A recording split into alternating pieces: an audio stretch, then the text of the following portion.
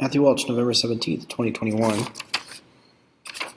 This is going to be the result of the sheep heart dissection. I'm going to tip this down so we can review, so you can see the structures and review them. So when I got the heart, it came out of the package like this. We had the anterior side of the heart with the left ventricle, or correction, left atrium and left ventricle. Posterior side of the heart, and here we gotta have the right atrium and the right ventricle. Some major valves up top still that we can locate, including the aorta, which is this big thick one right here. And we also have some of the pulmonary arteries and veins, which are down in here, that are kind of fused together and have been trimmed, but you can see the openings here that lead into the in and out of the right side of the heart.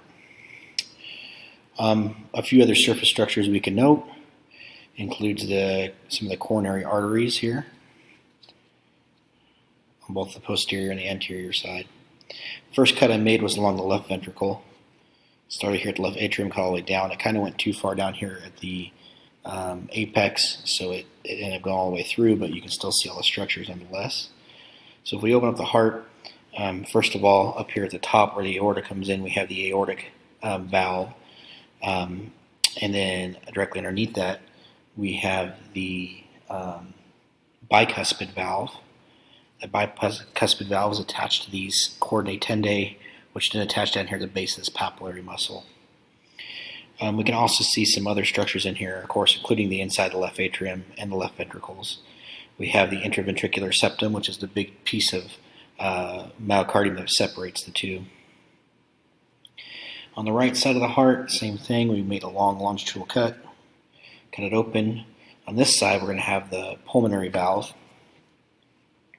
as well as the tricuspid valve, which you can see here is attached to the to the chordae tendae, the papillary muscle. Again, the big piece of tissue, which is our intraventricular septums.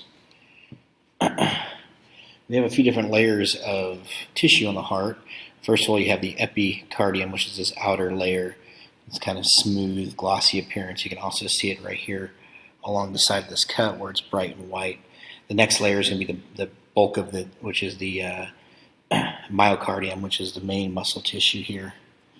And then we have the endocardium, which lines the inside of the ventricles and is continuous with the valves and what makes up the various valves that we have within the heart. Overall, I thought it was pretty interesting to be able to dissect the heart, the difference between the left side and the size of the muscle and that ventricle, and the right side and the size of that myocardium. What interests me really was, just how big and thick the aorta is.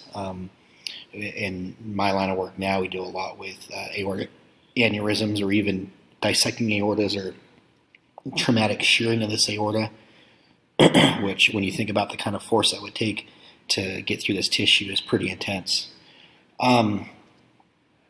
I think being able to visualize the coronary artery circulation was also interesting, helping to understand myocardial infarctions and heart tissue death, and kind of where these different types of infarcts we see, depending on where they occur in the coronary artery circulation, and what kind of damage we're going to have below that, and depending on which side of the heart, what kind of symptoms or vital signs we're going to see in the patient to determine that, along with a 12-lead EKG. So overall, I thought the dissection went well, was pretty interesting.